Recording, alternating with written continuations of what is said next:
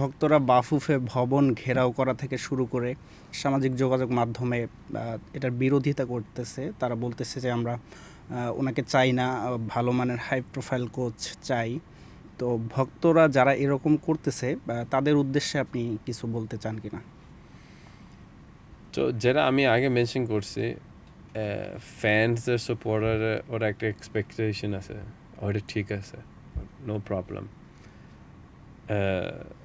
But Bafufe যেটা national team committee ওরা decide করছে টুলি টিমের জন্য ভালো হবে।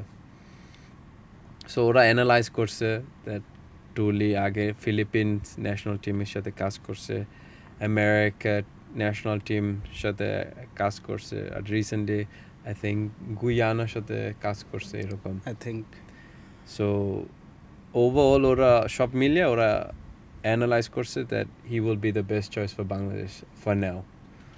So let's give him a chance at least না।